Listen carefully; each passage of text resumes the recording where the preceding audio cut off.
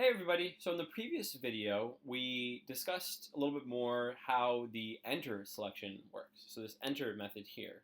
Now we're going to discuss the update selection.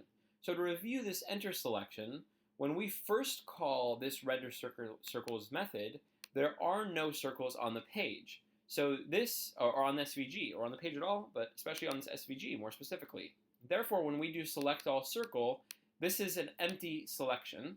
And then we merge it with this data, which is a data set of 7 items.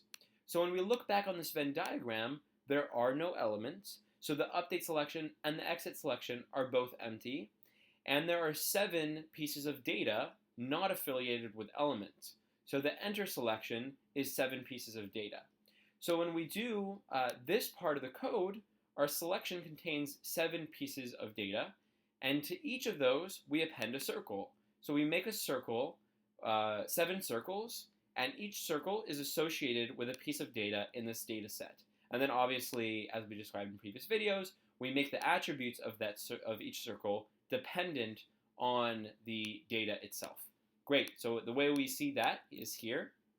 Now, when we modify the data set to include additional numbers, the second time that render circles is run, we have a data set with 8 items, and we have 7 circles. So those 7 circles each have data associated with them, so they're part of this update selection. We don't have any elements that don't have data associated with them, right? All of our circles have data associated with them. We didn't change those first 7 elements, so they are now part of the exit selection. Now, the 8 that we add on top of the data set, it has no circle associated with it. We never made a circle for it. So therefore, it is part of the enter selection. And when this code is run and the enter selection is selected, we have only one piece of data, that 8, that is selected at this point.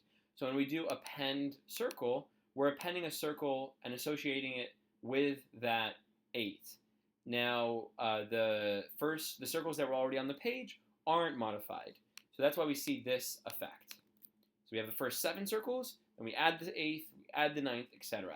So we're not doing anything with the existing circles on the page. That's what we'll be doing in this video. So let's go ahead and add an update selection and do something with that update selection. So the way you have an enter selection is you do .enter. The way you do select an exit selection, you do .exit. And the way you select the update selection is nothing. It is selected by default. So we would omit this line for the update selection. So this is sort of like whenever we do .data, we have the update selection available to us by default. And if we act upon .data immediately, it does something to the update selection. And then the .enter selection or the .exit selections are available to us by using this method. Great, sort of like when we, at the beginning of one of our earlier videos, we would select the body, and anything we did after that pertained to the body, unless we then appended an SVG, everything following that would pertain to the SVG.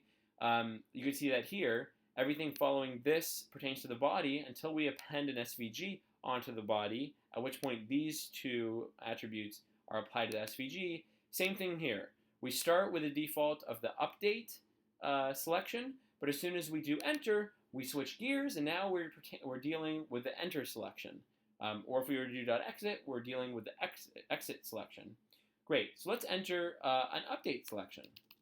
Now, let's go ahead and have the update selection modify the color of these circles. So I haven't given the circles a default color.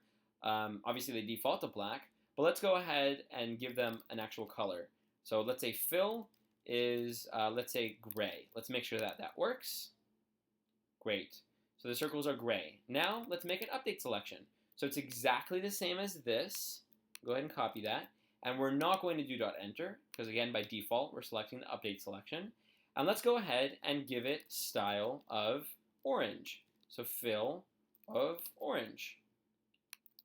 Now, one thing to note, why did I put this above the enter selection? That's because when a new circle is entered, if we were to have this run first, the circle would then become part of the page, and when we select all circles, it will then be selected immediately. If this were below, it would be selected immediately and made orange immediately. What we want to do is first update those that are already on the page before introducing new ones onto the page. Does that make sense? Otherwise, we would make a new one gray, and then we would go immediately right down to this code right here and immediately make it orange, so we'd never see it gray. Great, let's see what this looks like. Start with gray, then we go to orange. We go to orange, go to orange. Great. So when it's entered, it's gray, and then as soon as it runs again, it'll be changed to orange via this code. Great. We could also modify the position of these circles. So here we have the position stipulated right when a circle is entered.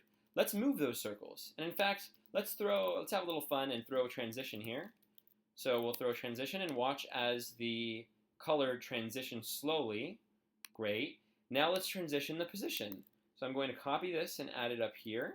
And we will say, let's move them down a little bit. So rather than, we'll increase the y, which is the distance from the top. We'll increase the multiplication of that. And let's see what that looks like. Oh, looks like I have a semicolon there. There we go. So as circles are updated, they're dropped down. They're given this new CY attribute. There we go. So that's how the update method works.